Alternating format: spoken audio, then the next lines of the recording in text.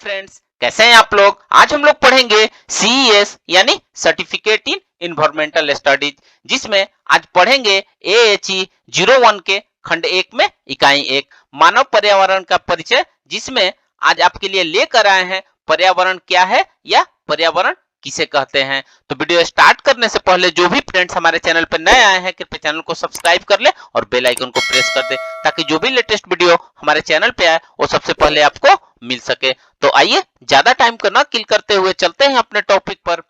पर्यावरण क्या है और पर्यावरण किसे कहते हैं। तो आइए वीडियो को स्टार्ट करते हैं। प्रत्येक जीव का एक विशिष्ट परिवेश या माध्यम होता है, जिसके साथ वह लगातार पारस्परिक क्रिया करता है और जिसके लिए वह पूरी तरह अनुकूलित होता है। यही परिवेश प्राकृतिक पर्यावरण है।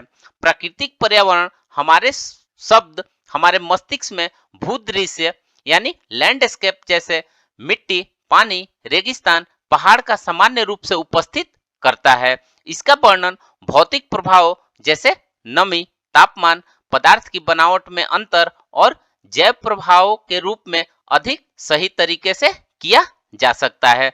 इस प्रकार पर्यावरण सजीव और निर्जीव घटकों और किसी के आसपास के व्यवहार, प्रभाव और घटनाओं का कुल योग है, जो बायोटिक कहलाते हैं तथा बायोटिक कहते हैं।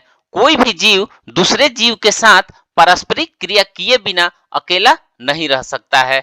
इस तरह वह एक दूसरे के पर्यावरण का जरूरी हिस्सा होता है। हम जानते हैं कि सभी प्राणी प्रत्यक्ष या अप्रत्यक्ष रूप से हरे पौधे पर निर्भर होते हैं, लेकिन कुछ बातें ऐसी हैं जिनके लिए पौधे ही प्राणियों पर निर्भर रहते हैं, जैसे फूलों का परागकण या बीजों का प्रकीर्णन, जो इस पिक्चर के द्वारा समझा जा सकता है कि कैसे प्राणी एक दूसरे पर निर्भर करते हैं। इसके लिए पर्यावरण में कौन कौन से घटक होंगे। प्रकाश, तापमान और जल इस तालाब के पर्यावरण के अजैव कारक हैं। जल में पोषक ऑक्सीजन, दूसरी गैसें और कार्बनिक पदार्थ घुले हुए हैं। जैव घटकों में सूक्ष्मदर्शीय पौधे और प्राणियों से लेकर बड़े बड़े पौधे तथा प्राणी भी होंगे। पौधे विभिन्न प्रकार के होते हैं, जैसे पादप, प्लवक, आंशिक रूप से डूबे हुए पौधे और तालाब के किनारे चारों ओर उगे हुए पौधे होते हैं। प्राणी में प्राणिक पालवक, जीवाणु, कीट, कृमि, मृदुकवची, टेडपोल, मेढक, बतख और कई तरह की मछलियां भी शामिल हैं। तालाब के विशिष्ट लक्षण धूप की तेजी और मात्रा, तालाब की ऊंचाई, तापमान, पानी की गहराई, नीचे स्थित चट्टानों आदि अजीवीय लक्षणों पर भी निर्भर करते हैं। इसको प्रमाणित करने के लिए यदि हम दूसरा उदाहरण तालाब में रहने वाली मछली का लें, जहां तालाब के जैव और अजैव घटक मिलकर मछली का पर्यावरण करते हैं, इन्हें हम बाह्य या बाहरी पर्यावरण कह सकते हैं। मछली के शरीर के भीतर भी एक दूसरा पर्यावरण है, जिसका उसका आंतरिक या भीतरी पर्यावरण कहते हैं। शरीर की सतह बाहरी और भीतरी पर्यावरण के बीच विनिमय रोधक का काम करती है। बाहरी पर्यावरण की अपेक्षा भीतरी पर्यावरण अस्थायी होता है, फिर भी यह नितांत अस्थायी नहीं है।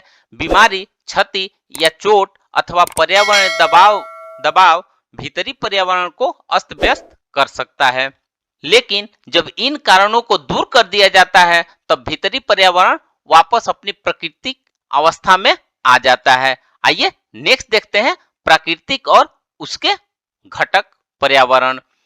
तो पर्यावरण के अनेक कारक हो सकते हैं। सुविधा के लिए हमने उन्हें दो श्रेणियों में बांट दिया है, जैव और अजैव, जैसा कि आप यहाँ पे स्क्रीन पे देख रहे हैं कि अजैव में कौन सा आ जाएगा और जैव क्या है।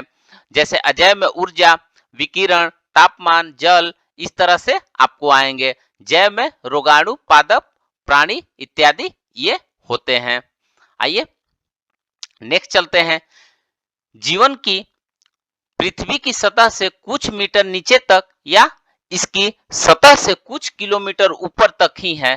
पृथ्वी की सतह पर जीवन अविश्वसनीय रूप से पतली त्वचा, चमड़ी में मौजूद रहता है। यह पतली पट्टी जीवमंडल में बायोस्फीयर कहलाती है। जीवमंडल में 4 प्रमुख पर्यावरणीय श्रेणी या आवास शामिल होते हैं। ये समुद्री ज्वार, नदमुखी जल और स्थलीय आवास है। स्थलीय आवास को फिर जियोम या बायोम में वर्गीकृत किया जाता है। इसके विषय में आप नेक्स्ट हमारे वीडियो में पढ़ेंगे।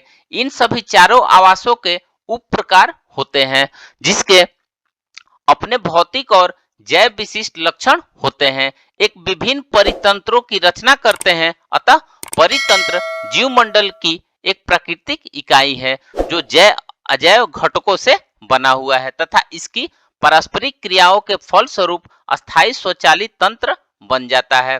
परितंत्र के प्रमुख अजीवीय घटकों में सौर विकिरण, तापमान, पवन, जलधारा, वर्षा जैसे जलवायु कारक और प्रकाश, वायु, दाब, भूचुंबकत्व जैसे भौतिक कारक तथा ऑक्सीजन, कार्बन डाइऑक्साइड, एसिडिटी, लवणता और पौधे के लिए जरूरी अकार्बनिक पोषकों जैसे रासायनिक कारक भी शामिल होते हैं जो प्राणियों और पौधे दोनों को ही प्रभावित करते हैं। परितंत्र में जैव कारकों में सभी जीवित जीवों और उनके कार्बनिक उप उत्पाद की संपूर्णता शामिल होती है। इसमें सभी पादप और प्राणी शामिल हैं, भले ही उसका आकार कुछ भी क्यों न हो। इसमें मिट्टी, तलछट में मौजूद जीवाणुओं से लेकर बड़े बड़े स्तनधारी जीव भी शामिल रहते हैं।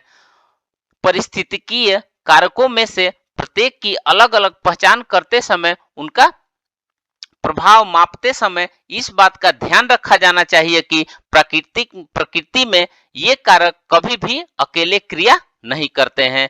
जीवों की वास्तविक जीवन में तमाम मौजूद पारिस्थितिकीय कारकों का एक साथ और लगातार प्रभाव पड़ता है जिसको तो फ्रेंड्स इस प्रकार से आज हमने पर्यावरण क्या है या किसे कहते हैं के बारे में पढ़ा।